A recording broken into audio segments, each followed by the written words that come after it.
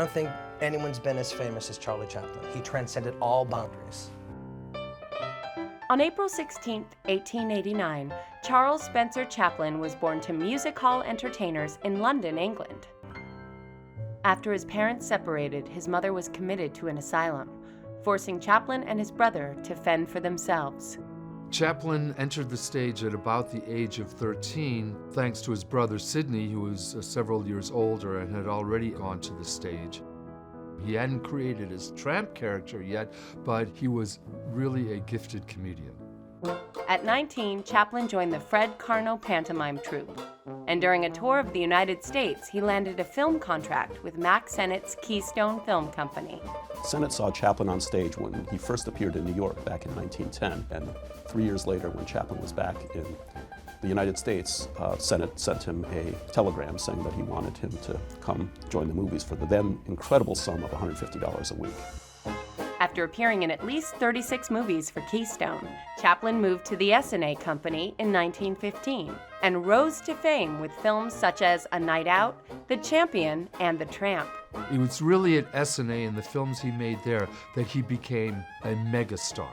And more importantly, Chaplin took total control of making the films. He didn't just act in them. He wrote them, he directed them, he produced them.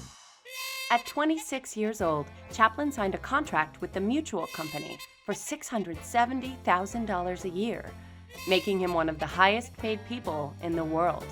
As an actor, he is without peer. I mean, he's really the consummate performer. His performances are, of course, honed by hours and hours of rehearsal. In a bid to gain more control over his work, Chaplin and 3 major stars formed United Artists in 1919. 2 years later, he released The Kid, which became the second highest grossing film of the year. The Kid was an amazing film because it was truly autobiographical. Charlie was abandoned by his mother, put into a workhouse, and this was the story of the tramp finding an abandoned child, raising him as his own, and then in the end of The Kid, Charlie returns the kid, played by Jackie Coogan, to his mother. And I always thought that was, in a way, Charlie trying to fix his own childhood. During the 20s and 30s, Chaplin made a succession of hit films, including The Circus, which won Chaplin a Special Academy Award. The Gold Rush, The Circus, City Lights, and Modern Times is probably the peak of Chaplin's career. He had slowed his output just so he was producing films at the pace that he wanted, and it was a very solid time for him. In 1940, The Great Dictator saw the final appearance of the Tramp. Although nominated for 5 Academy Awards, the film's left-wing politics raised a red flag with the U.S. government, and by 1952, Chaplin's U.S. visa was revoked.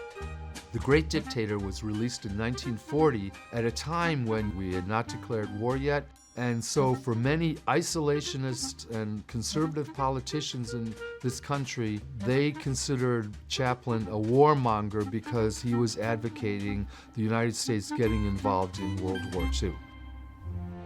Chaplin returned to the U.S. to receive an honorary Oscar in 1972. In 1975, he was knighted by Queen Elizabeth, and 2 years later, on December 25th, Sir Charles Chaplin died in his sleep. Charlie Chaplin's so relevant today because he still inspires people, and those moments that he created are so iconic. The Globe Dance and The Great Dictator, the bread roll dance and the Gold Rush. They're just legendary moments that will live throughout history.